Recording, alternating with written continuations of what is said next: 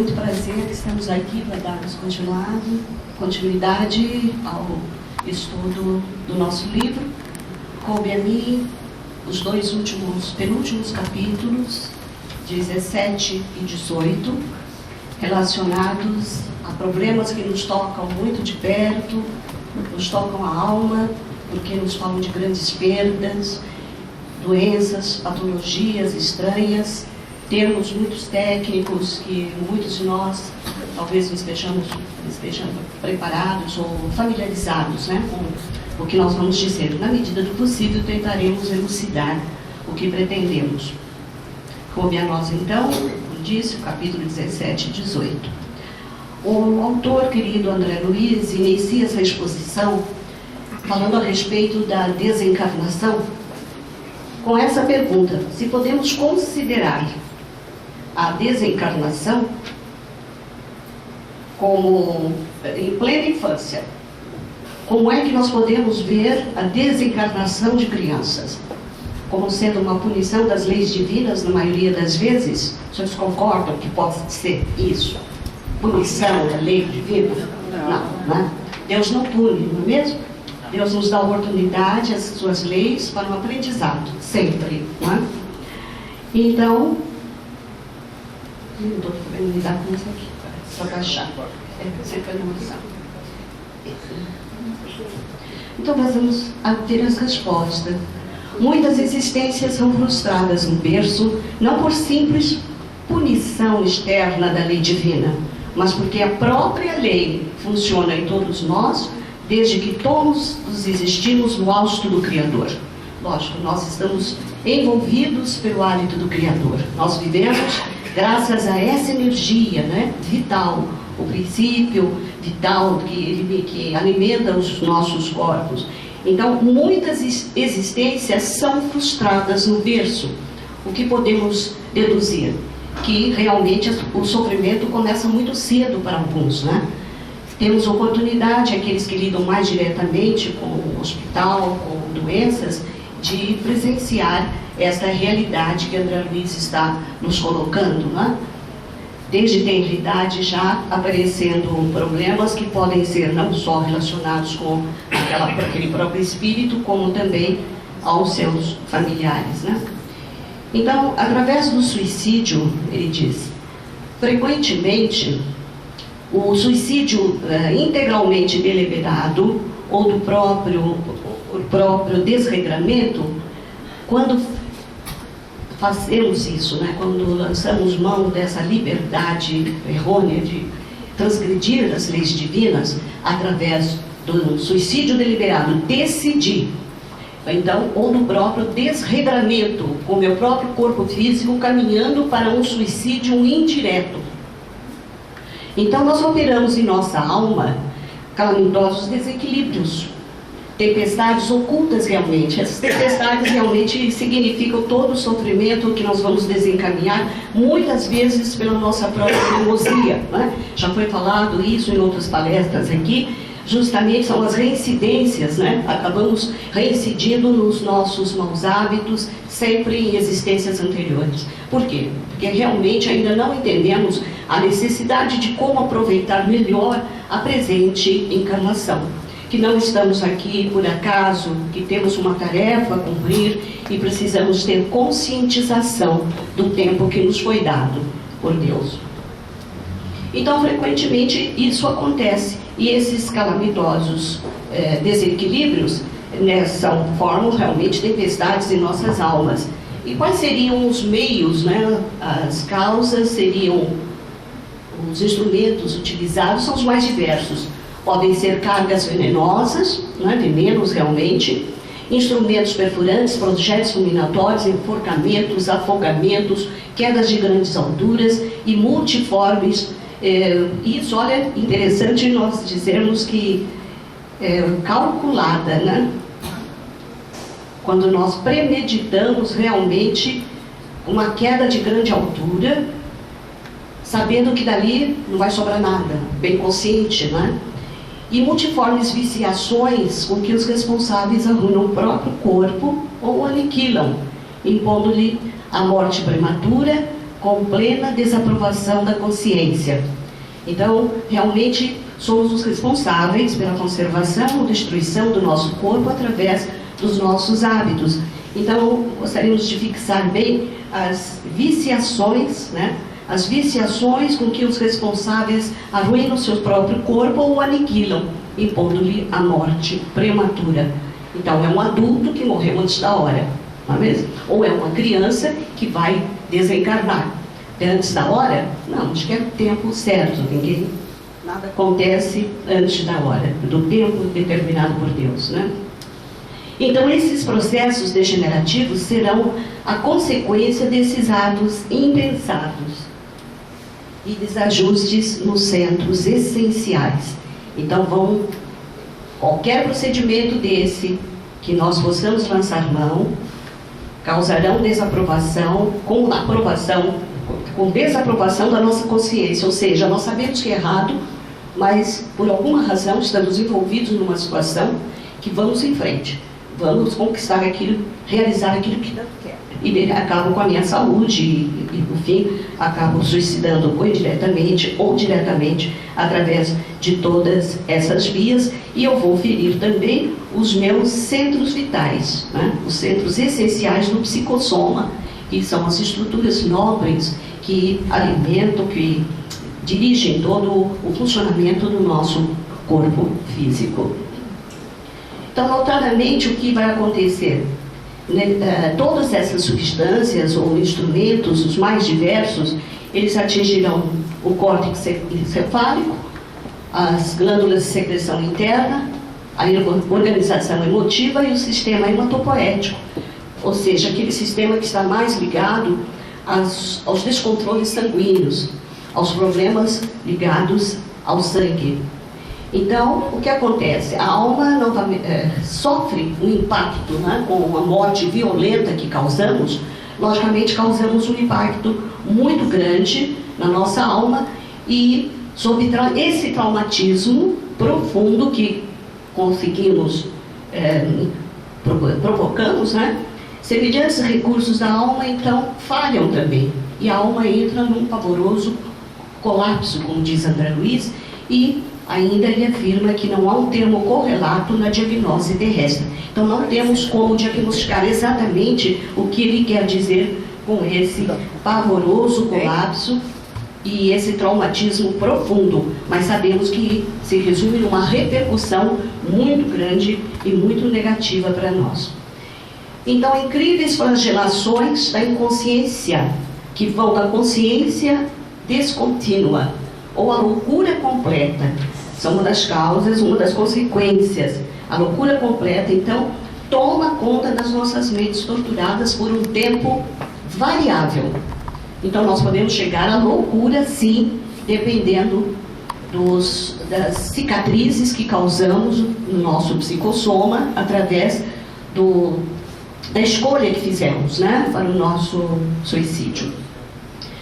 Então, vai depender dessa parte em parte do tempo, que vai ser variável, a duração, e conforme também a extensão do nosso sofrimento vai depender de atenuantes ou agravantes da culpa, induzindo as autoridades superiores a reinternar esses espíritos suicidas no plano carnal, quais enfermos graves em células físicas de curta duração.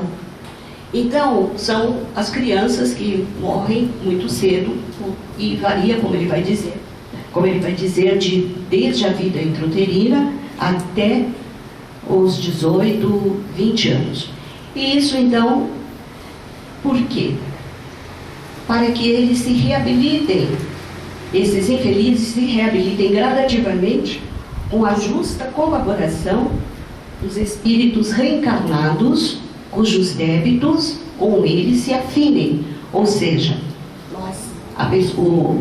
o transgressor deverá reencarnar e ser encaminhado aos espíritos que já estão reencarnados, aguardando por eles, sem saber. Mas por uma razão muito certa e justa, eles estarão juntos, os débitos dele se afinam. E por quê? Porque naturalmente também são transgressores das leis divinas de alguma forma, esses pais ou responsáveis que irão receber uma criança como filho, né, os quais deverão dedicar suas vidas, a sua atenção, o seu amor. Então ele diz: eis porque um golpe suicida no coração, acompanhado pelo remorso. Vejam bem, o remorso é um atenuante, porque às vezes um momento translocado, uma angústia terrível, isso é muito comum nos estados depressivos, né? As pessoas chegam a pensar em suicídio. E principalmente, como nós nunca estamos devidamente preparados e ligados numa atitude fiel ao Cristo, temos grandes tentações de cometer algum deslize. E então, um golpe suicida no coração, ele diz, pelo remorso, causará comumente uma diátese hemorrágica. Isso quer dizer um distúrbio na corrente sanguínea, um distúrbio ligado à coagulação, tudo que está relacionado ao sangue. Então a pessoa terá realmente um comprometimento. Subiu? Sumiu.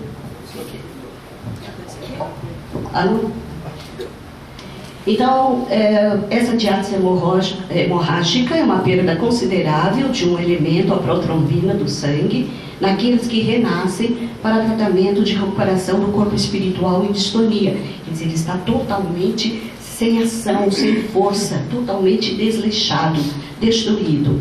E então essa protrombina, ela faz parte de um sistema importante no nosso corpo, que é o sistema, a cascata de coagulação e outros elementos que vão aparecer aqui, que nós saberemos, vamos informar. Outra causa de suicídio tem sido o autoenvenenamento. E nessas mesmas condições, que nós já citamos até agora, vai ocasionar deploráveis desarmonias nas regiões psicossomáticas, novamente, no perispírito, correspondente à medula vermelha, conturbando o nascimento das hemácias. Tudo relacionado ao sangue, as células vermelhas, as hemácias. E tanto na sua evolução intravascular, dentro dos sinusoides, como também na sua constituição extravascular no retículo, gerando distrofias congênitas, destruições congênitas do eritrônio com hemopatias diversas. Esses termos todos aqui são bem, dentro da biologia, bem conhecidos, para quem não está muito familiarizado, são estruturas, né, tipo capilares, que colaboram na parte sanguínea das células. Então, os afogamentos e enforcamentos, eles, em idênticas circunstâncias, com remorso ou calculada causa, impõem naqueles que o provocam fenômenos de incompatibilidade materno-fetal. Então, essa incompatibilidade são doenças que todos nós já ouvimos falar, né? A incompatibilidade materno-fetal devido a uma substância chamada hemolisina, que vai provocar um problema nos chamados fatores RH. Então, nós temos as crianças com essa incompatibilidade materno-fetal, os chamados fatores RH, de modo geral, após a primeira gestação, permitem que a hemolisina alcance a fronteira placentária. Então, essa substância, ela chega até a placenta da mãe. Por exemplo, uma mãe que é RH positivo, tem o seu sangue RH positivo. O pai entra muito na história. Primeiro a mãe, o RH positivo, a mãe pode ter adquirido, ela é negativa. Mas ela pode ter contato com uma transfusão sanguínea, então recebe um RH positivo. Aí ela vai ter um bebê na primeira gestação. Se o bebê for RH positivo, junto com todos aqueles distúrbios daquela transfusão que ela recebeu, então isso vai gerar um problema na placenta da criança e vai haver uma formação de anticorpos que vão cair na circulação sanguínea e daí vão desencadear todos os problemas que nós vamos citar. Então, teremos essa doença chamada eritroblastose fetal em suas variadas expressões.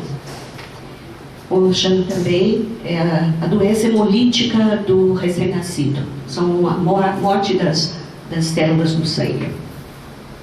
Então, no voluntário esfacelamento do crânio, a queda procurada de grande altura, as viciações do sentimento e do raciocínio.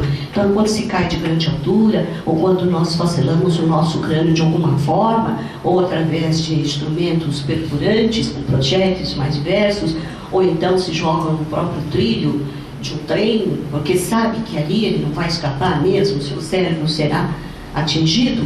Então, essas viciações do sentimento, todas as mágoas, rancores, tudo que vão assim, torturando a nossa alma ao longo do tempo, e também os sentimentos, as viciações físicas, né? Então, tudo isso vai estabelecendo no nosso veículo espiritual múltiplas ocorrências do perispírito, né? Então, teremos a arritmia cerebral, que se revelam nos doentes renascituros, aqueles que estão renascendo, né? Então, através de várias patologias, eclâmpsia, tetania, a hidrocefalia, encefalopatia letárgica, encefalopatia crônica, mongolismo, idiotia, psicose epilética e várias morboses ou várias morbidades, doenças outras de glândulas, da insuficiência glandular. Então, aqui nós só trouxemos como lembrança que são as hemácias, que são as células aqui do sangue, né? Ela tem uma produção na medula óssea, cerca de 2.400.000 hemácias por segundo. Temos uma duração de 100 a 120 dias. A eritropoese, que é a formação delas no sangue no corpo humano. A eritropenia, que é a sua diminuição, a redução, levando a sérias anemias, tudo patologias do sangue. E a micro ou macrocitose, que é a diminuição ou tamanho dessas células. Então, os problemas do suicídio, André Luiz diz nesse capítulo, ele considerou o que nós falamos até agora, realmente, numa sucinta apreciação sobre o assunto. Então, ele não entrou realmente nos problemas do suicídio associado ao homicídio, mas ele adiantou. Muitas vezes, os suicídios associados ao homicídio, realmente é aquele que a pessoa não consegue suportar a grande tragédia que ela escolheu para si própria e acaba dando fim à sua própria vida também, não é? Então, os responsáveis sofrerão lamentáveis reações com a morte acidental ou violenta na infância, traduzindo uma parada inevitável na sua evolução de resgate. Nós falamos a respeito de pessoas também que nós tivemos notícia na mídia, todos os senhores devem ter visto, né? Uma criança que faleceu no hospital após ter sido mordida por um inseto lá, uma coisa assim, né? Foi escorpião, né? Por um escorpião, e os pais, no momento de transtorno, resolveram dar fim às suas vidas. E a esposa sobreviveu, foi isso? A esposa sobreviveu, né? E por que isso, né? Porque nós perguntamos por quê. Então você vê a fragilidade do ser humano. No momento de dor e sofrimento, o amor à criança era tão grande que acho que eles acharam, não, eu vou partir também, né? Vamos junto. Mas a esposa permaneceu, só sabe Deus por quê, não é? Quanto às moléstias mencionadas, todas elas até agora, todas elas surgem em diferentes períodos da nossa existência, e que vai desde dos 18 aos 20 anos da sua vida, da próxima existência, né?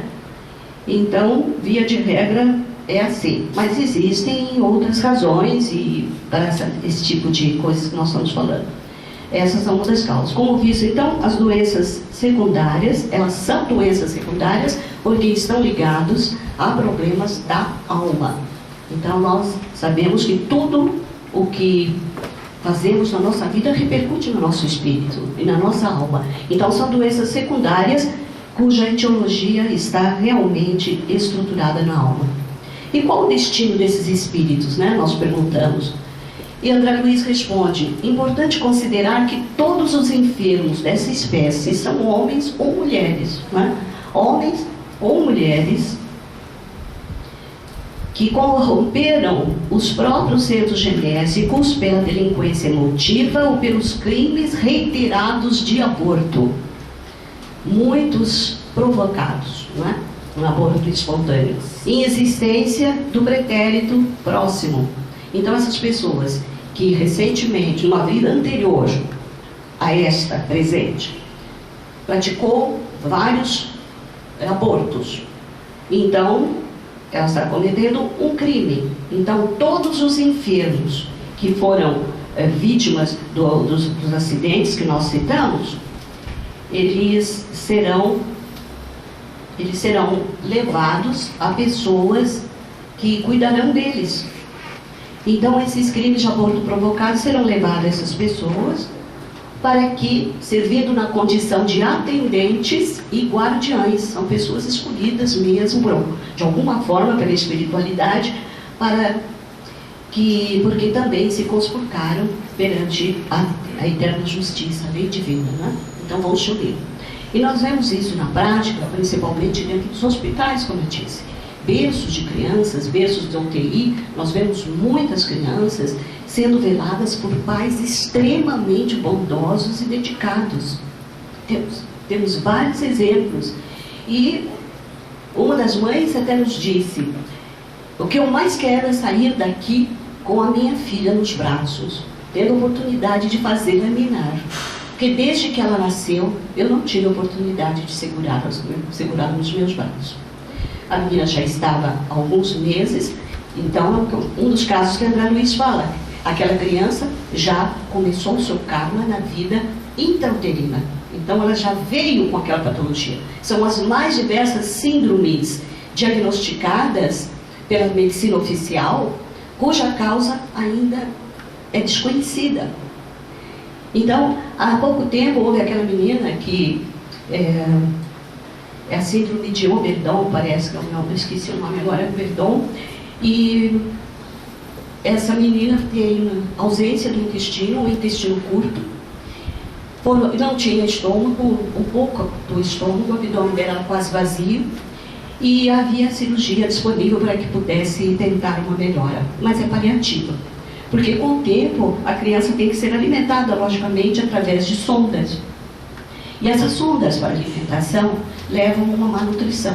E a criança acaba falecendo por uma má nutrição, pouca defesa orgânica, uma septicemia, que nós chamamos uma infecção generalizada. A criança, então, vai a óbito. Quando chegamos ao berço desta mãe, desta criança, Amanda, ela já nos aguardava dizendo que estava esperando a nossa chegada para ir embora, porque a Amanda havia falecido. A menininha, o cadáver da criança, estava envolta em cobertores, no braço de uma tia madrinha. Essa mulher chorava desesperadamente, conversando com a pequenina Amanda, um pequenino ser. Então a espiritualidade pergunta, através de André, por que, e muitos outros trabalhos que lemos, né? Por que isso, uma criança em tenra idade, está sofrendo tanto? Onde está esse Deus tão maravilhoso, amado, que todos curtem, adoram, para dar um castigo para uma criança em tenra idade? Então nós podemos pensar muitas coisas, mas uma delas, a resposta dada a Allan Kardec no Livro dos Espíritos é justamente essa. A criança muitas vezes não tem consciência da sua vida ainda, não tem consciência. Então muitas vezes essa carga não é pela criança ou por ela ter sido um suicida, deve ter sido por algum problema dos pais que mereceram esta oportunidade de servindo de guardiães para este bebê que vai viver pouco tempo com a ajuda deles. Não que ela tenha uma tarefa a cumprir em curto tempo. Muitas vezes pode ser isso. É muito variado, como colocamos no início, as causas dos suicídios, dos suicídios. Né? E aqui, muitas vezes, servindo, falamos com a condição de atendentes, guardiães, companheiros, que também se conspurcaram perante a eterna justiça, né? Então, se recuperem para quê? Para que eles se recuperem também, por sua vez, regenerando a si mesmos pelo devotamento com que lutam e choram no amparo desses filhos, porque tem amor, logicamente, e eles estão condenados à morte ou atormentados desde o berço, como foi o caso citado. Então, portanto, diz André Luiz, pelo observado, as existências interrompidas no alvorecer do corpo físico raramente constituem paradas ou provas terminais, né? Que são necessárias no caminho humano, porque na maioria dos sucessos em que se evidenciam, elas representam pequenos cursos muito rápidos, de socorro ou tratamento ao corpo espiritual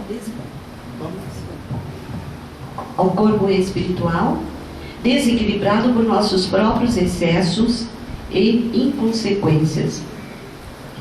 E ainda André Luiz lembra Paulo, o apóstolo, dizendo: reconhecendo, seja onde for, que o nosso instrumento de manifestação é templo de força divina. É um templo realmente o nosso corpo físico, e pelo qual, associando corpo e alma, nos cabe a obrigação de aperfeiçoar-nos, aprimorando a vida na exaltação constante de Deus.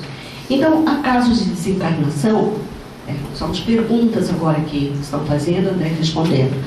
Há casos de desencarnação estando o espírito desdobrado, por exemplo, nas zonas umbralinas e o corpo em estado comatoso? Ele diz que sim, que isso pode acontecer perfeitamente, porque, vista a exteriorização do pensamento, porque pensamento é céu e inferno, exprimindo o equilíbrio e perturbação nossa íntima, alegria e dor começam invariavelmente em nós mesmos. Então, vocês imaginam uma pessoa dentro de uma UTI, entubada, em estado de coma, em coma mesmo, e todos nós estamos pensando que ele está muito distante, e muitas vezes está, e muitas vezes também está muito ali presente, pesquisando, não, sentindo, né, as coisas que se passam ao seu redor. E muitas vezes eles podem ser, dependendo do seu conteúdo, eles podem estar em regiões umbralinas, né? E outra pergunta: os espíritos encarnados que sofreram desequilíbrio mental de alta expressão voltam imediatamente à lucidez espiritual após a desencarnação? Acho que todo mundo sabe que não, não é? Lógico. Isso nunca acontece, porquanto a perturbação, essa perturbação dilatada, aquilo que nós falamos no início, aquela loucura descontínua ou loucura completa, exige convalescença indispensável, variando a duração com o grau de evolução do enfermo em reajuste. Vai depender muito do estado da pessoa e o tempo de hospitalização na espiritualidade para poder estar mais apto a assumir alguns compromissos de trabalho. Imagine o trabalho que as pessoas serão dirigidas, né? Muitas vezes em trabalhos muito difíceis de serem realizados, mas após a hospitalização e a conscientização do grave crime cometido, terão condição, sim, com a ajuda da espiritualidade, de começarem a trabalhar em prol de si próprio. E quanto ao suicídio, então, o Livro dos Espíritos nos coloca na pergunta, no livro 4, dentro do Livro dos Espíritos, o capítulo 1, pergunta 957. Quais são, em geral, as consequências dos suicídios sobre o estado do espírito? Então, Allan Kardec faz essa pergunta e, logicamente, os espíritos respondem, né? Quais são as consequências dos suicídios? Ele diz: são muito diversas, não apenas fixadas. Ninguém fixa. E em todos os casos são sempre relativas às causas que provocaram. Mas uma consequência a qual o suicida não pode fugir. Quem fala? O que o suicida prevê? O que ele quer? Que acabe seu sofrimento, né? Ele não venha sofrer no outro lado da vida. Então ele não pode fugir. O resto é de a sorte não é a mesma para todos. Vai depender das circunstâncias. Alguns expiam a sua falta imediatamente, outros ou em uma nova existência. Então a culpa poderá ser redimida não numa existência imediata, mas talvez uma outra, que será pior do que aquela cujo curso interrompeu. Mas eu volto a perguntar aos senhores: qual seria a condição que o suicida não pode fugir? Desapontamentos, não é? Com certeza.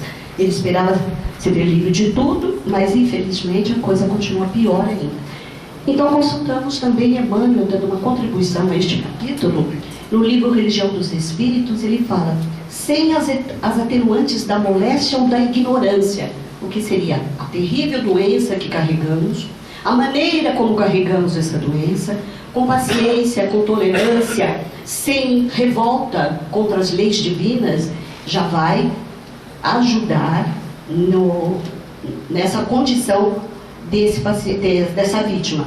Então, sem as atenuantes, ou moléstias, ou da ignorância. Imagine uma pessoa que nunca ouviu falar em Deus, é difícil. Mas se ouviu, também não deu a mínima, e continua tocando a sua vida do jeito que melhor lhe apraz.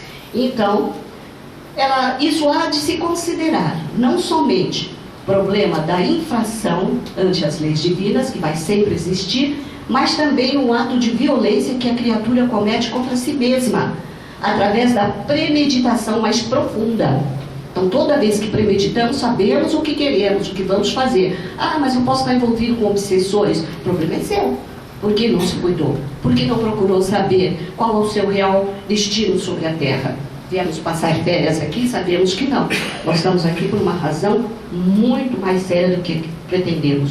Então, se havendo essa atenuante da moléstia de uma maneira bem receptiva, sem revolta, ou então uma ignorância, ele não sabia, ele fez aquilo deslocado, num momento terrível. Então, há de se considerar não somente o problema, mas fora essas duas condições, há de se considerar a infração às leis divinas, mas também a violência que nós cometemos contra nós mesmos através da premeditação. Então, isso um remorso mais amplo. Quando há o remorso, né, o arrependimento, o tratamento logicamente fica melhor.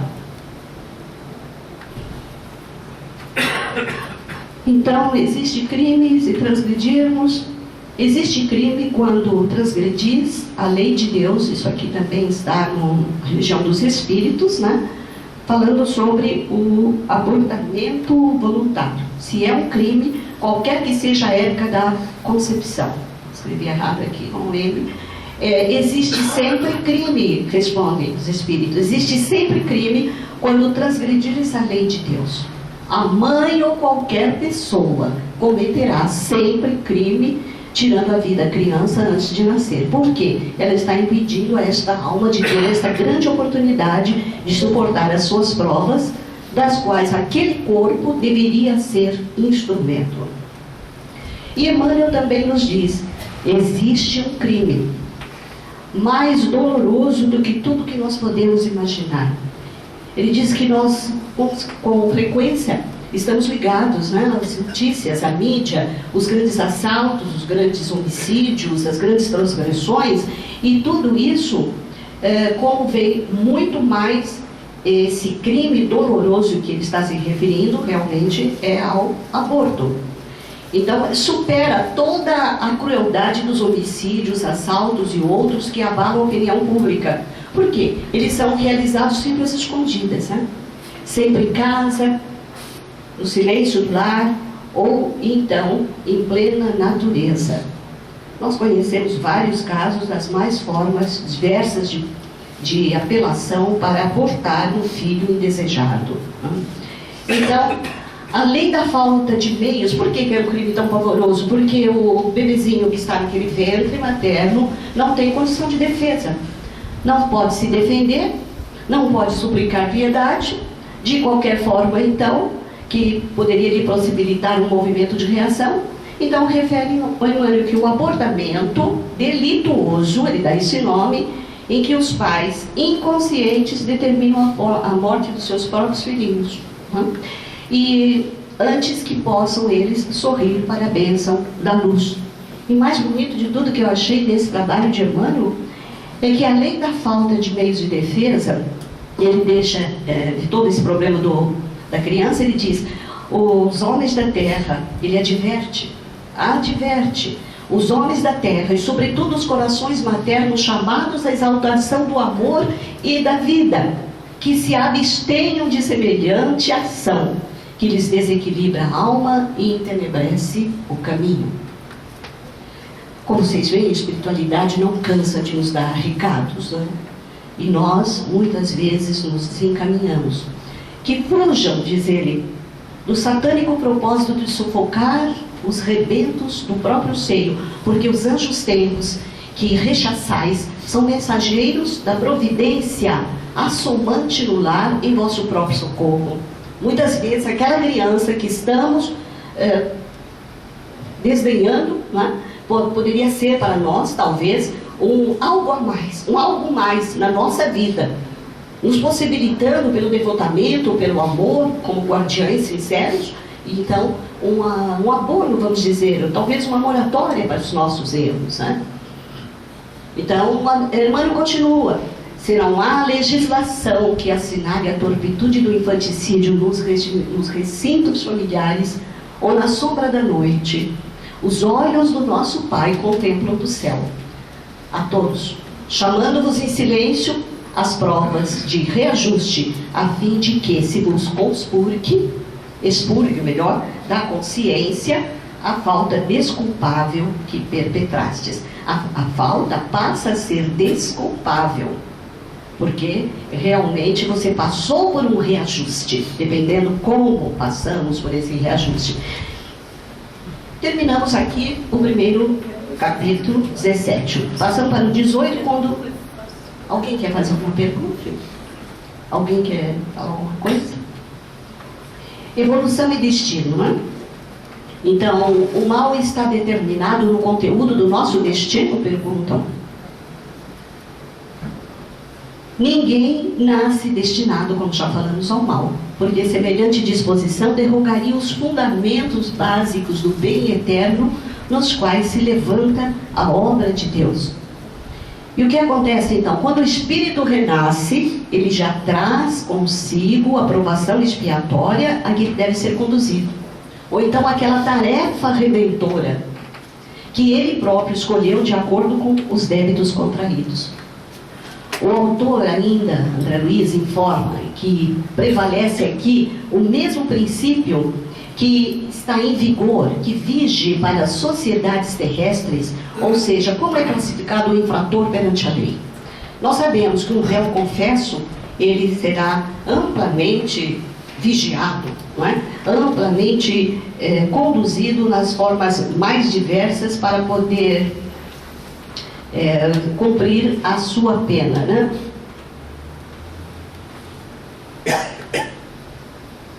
Então, ele fala que se nós... Se for maltratamento por confesso, então, deve ser segregado no estabelecimento correcional, lógico, será preso, adequado ao local para a sua reeducação precisa. Mas se apenas ele for um aprendiz, que eu coloquei entre parênteses, um réu primário, é a primeira vez, ele ainda não é expert no assunto, ele está roubando por justificações e tal, mas com dívidas e créditos, sem falta grave a resgatar. Então, o que acontece? É justo que essa pessoa, réu primário, peça às autoridades superiores o gênero de trabalho de luta ao qual ele estará mais apto ao serviço de autoaperfeiçoamento que lhe cabe. Então vejam que estamos vendo a bondade das leis divinas, né, que nos auxiliam até nesses momentos. Então, entendamos, porém, que se o indivíduo é réu confesso, se ele realmente perpetrou um delito passível de dolorosa punição, ele não pode ser internado numa penitenciária ou no trabalho reparador para que se desmande, para que se exceda em delitos maiores e não cumpra o que lhe foi ordenado. O que apenas lhe agravaria as culpas já formadas pela lei. Isso nós estamos cansados de saber, né? Muitas pessoas entram para para o cárcere e saem de lá pior ainda, porque cometem crimes até dentro das próprias celas. E aqui então é natural que o devedor, nessa ou naquela tarefa, ele venha a sofrer fortes impulsos a recidivas. Quando eu sair daqui, pobre daqui. Ah, ele me paga. Então são as recidivas ao erro. Ele vai sair de lá e vai continuar cometendo crimes. Então ele vai persistir no erro em que faliu. Então é natural que o devedor, nessa ou naquela forma de resgate, venha a sofrer fortes impulsos de recidiva, tanto maiores quanto mais extensos. Quanto mais extenso, passei demais, né? Quanto mais extenso, então, lhe for, passamos aqui, refere semana outra, já passamos.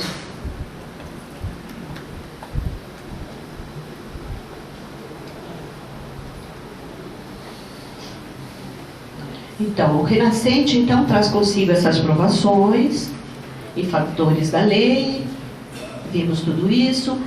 Então entendemos que se ele perpetrou um delito passível de doloroso na punição, não é ele internado na penitenciária, porque essa é a lei divina, é como eles veem a lei, que é mais ou menos como aqui na Terra, só que tem um atenuante. Vejam bem, é natural que o devedor possa pedir, faça um apelo, que me coloque no trabalho que eu possa me redimir. Entretanto, essa aprovação deve ser assimilada como recurso de emenda, nunca por uma válvula de expansão das dívidas assumidas. Então, é uma comparação, nós devemos aproveitar o tempo que nos foi dado agora para podermos redimir erros do passado.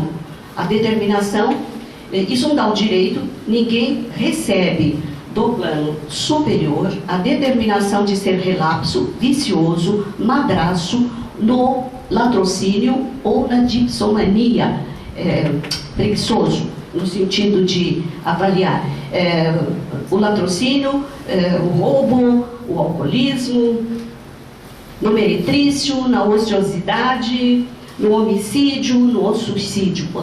Padecemos assim, nos setores diversos da nossa vida, fazemos uma recapitulação de nossas próprias existências, e o impulso de enveredar por esse ou aquele caminho menos digno. Mas isso, por que esse impulso de enveredar por outro caminho menos digno? Isso constitui realmente a influência do nosso passado em nós mesmos, instilando a tentação originariamente de toda a nossa vida, de tornar o ser que já fomos, de nos voltarmos a ser o ser que já fomos, trazemos isso em nós, pela invigilância. Então, o que vai acontecer? Em vez de fazermos aquilo que devemos fazer para sermos melhor, nós complicamos mais. E qual a relação em percentual de tempo existente entre os estágios que o espírito de elevação média vive como encarnado e como desencarnado? Para as criaturas de evolução mediana, esse tempo varia com o grau de aproveitamento ou estágio recente que eles desfrutaram no corpo físico. Quanto mais vasta a provisão de conhecimentos, maior a aquisição de virtudes por parte do espírito, mais largo período ele desfruta na esfera superior para obtenção de mais nobres recursos. Olha que beleza! Quanto mais fizermos de positivo, quanto mais conhecimento, quanto mais virtudes, mais tempo teremos, largo período vamos desfrutar na esfera superior. Não vamos ficar pouco tempo, vamos ficar muito mais tempo lá para a obtenção de mais novos recursos. Daí a importância de podermos valorizar melhor o nosso tempo para mais alta extensão. Poderíamos identificar algum elo da evolução que existe no plano extrafísico e que seja desconhecido na Terra? Respondem, além do plano físico, a investigação humana encontrará sim material de observação humana para elucidar os variados problemas concernentes à evolução do ser. A ciência evolui muito, né? E nós temos que colaborar com isso, mas principalmente no sentido moral. Enquanto o planeta Terra estiver girando desta forma, sob o hausto da violência, a parte moral prejudicada, logicamente teremos dificuldade para encontrar esses recursos da espiritualidade. Ainda na atualidade, os instrutores espirituais intervêm nas formas, na melhoria das formas evolutivas inferiores, nas quais o princípio inteligente estagia? Sim, porque todos os campos da natureza contam ainda com a sabedoria divina, né, instruções, instrutores, para a formação e expansão dos valores evolutivos. E dentre todos os animais superiores, também os animais foram lembrados, abaixo do homem, qual o detentor de mais alta dilatação, de mais dilatada ideias. Então, André diz que o assunto realmente pede estudo técnico muito amplo, né? Porque há ideias, fragmentos de determinados sentidos dos animais que diferem muito de um animal para outro. Mas ele nos deu alguma coisinha. Ele dizia assim: ainda assim, nomearemos o cão e o gato, o cão e o macaco, o gato e o elefante, o muar, que são as mulas, né? A raça dos mus, que é o gênero das mulas, e o cavalo, como elementos de vossa experiência mais usual, aquele que nós temos mais contatos, né? Então, mais amplamente dotados de riqueza mental, com introdução ao pensamento contínuo. Então, respeitemos os animais: o cão, o macaco, o gato, o elefante, as mulas, o cavalo, que são eles, com elementos que usamos, né, seres que são muito próximos de nós, são amplamente dotados de riqueza mental, com introdução ao pensamento contínuo. Então, são candidatos, sim, à inteligência. Aqui, eu, claro. Oi? Só posso fazer uma intervenção? Lógico, à vontade. Eu só tomo uma aguinha também. Ah, sim. Só o elefante, a gente precisa lembrar que é o indiano, tá? Não é o africano, não. O africano é um terror. O indiano a gente consegue domar. Né? Tem a diferença deles também. Mas a questão aí é a justiça das aflições. Capítulo 5 do Evangelho segundo o Espiritismo. Quando a gente não encontra a resposta está lá. Causas atuais das aflições por aquilo que nós fazemos hoje. Aquilo que não tem nada a ver, somos pessoas boas, tentando causas anteriores. Mas sempre quem é o responsável? Nós. Então, e a questão das penas, né? A gente pode ler o Céu e o Inferno. Na segunda parte, nós temos ali as histórias de espíritos arrependidos, suicidas, todos, cada um com a sua pena, chegando ao ponto de um suicida voltar 4 vezes para se suicidar de novo, até que ele aceitasse Deus. Com dinheiro, com tudo. Chegava a uma certa idade, ele perdia tudo e se suicidava. Na outra encarnação, viria cheio de doenças? Não. Vinha normal, com dinheiro, com tudo. Chegava naquela idade, perdia, até que ele acreditasse em Deus. Quer dizer, cada caso é um caso. Mas a justiça das aflições é aquilo que Jesus disse. Bem-aventurados que têm fome e sede de justiça, porque serão saciados. Por quê? Desencarna, cheio de problema, devendo tudo. Tenho sede de justiça, só fiz mal. Então, reencarna cheio de problemas e coisas a reajustar. Está aí. Quem tem fome e sede de justiça não é a vítima, é o algoz. Muito bem colocado, muito obrigada pela contribuição. Então, Missionários da Luz, no capítulo 12 e 13, todos os senhores conhecem, seria muito bom reler, a análise do mapa cromossômico, a geografia dos genes do futuro reencarnante, naquela fase de pré-fecundação do Sigismundo. É o escritor Alexandre, então, que analisa ali os genes, né, o mapa que dará origem ao novo corpo. Então ele diz que já está conversando com o André no plano espiritual, já observei o gráfico referente ao organismo que o nosso amigo receberá no futuro, verificando de perto as imagens da moléstia do coração que ele sofrerá na idade adulta como consequência da falta cometida. Então, os senhores veem o valor que a espiritualidade dá a tudo que se relaciona a nós, seres vivos na Terra, ao nosso corpo físico, como deverá ser elaborada a nossa reencarnação. A finalidade é a colaboração de recursos magnéticos para a organização das propriedades hereditárias do Sigismundo. Todos conhecem, né, a história do Sigismundo, não vai dar tempo de falar. Ele experimentará, então, grandes perturbações dos nervos e tônus cardíacos, terrível doença cardíaca, né? Mas é necessário que ele veja que as provas de resgate legítimo inclinam a alma encarnada a situações difíceis na recapitulação das experiências, todavia não obrigam a novas quedas espirituais. Não é porque nós estamos lentinhos, que nós temos problemas, que nós vamos cair em novas quedas. E quando dispomos da verdade, dispomos de verdadeira boa vontade, né, no trabalho de elevação, que são valores adquiridos, que dependem de lições em prática. Então nós podemos estar sofrendo, recebendo problemas maiores, mas vamos ver como é que vamos assimilar a lição, né? Então, eu só coloquei aqui, avaliando a evolução do cérebro, no regaço dos tempos, a valorização que nós temos que dar para o nosso corpo, focalizando todo o trabalho, né, dos arquitetos divinos, no auxílio à consciência fragmentária, que ainda, na construção do cérebro, esses divinos arquitetos auxiliaram tanto para o chamado ninho da mente, né, que é o nosso cérebro, que a mente necessitava realmente dessa ajuda.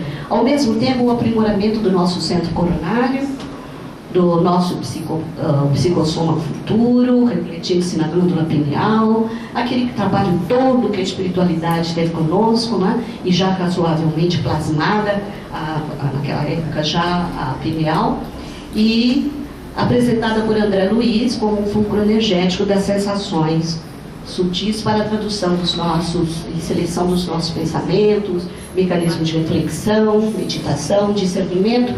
Então, enunciando operações até de atividades mediúnicas, consciente e inconsciente. Apenas uma lembrança do que somos, né? Então, aqui realmente o nosso perispírito, com todos os nossos centros de força, né? Aqui um desenho mais rústico, mas mostrando tudo isso, inclusive utilizamos tudo isso durante os passos, que nós refletamos bem sobre isso, quando as mãos se impõem sobre nós, não é? Para essa transferência magnética. Tudo isso, alcoolismo, que são as viciações, né? Temos o alcoolismo, levando a síndromes diversas, a loucura, demências, delírios, memórias, perda de memória, do sono, do humor, delírio treino, isso pode ser fatal. Temos o tabagismo, as substâncias tóxicas do cigarro, que atrapalham no aleitamento materno, nas mães fumantes, e que pode ser melhorado se for interrompido o início da gestação,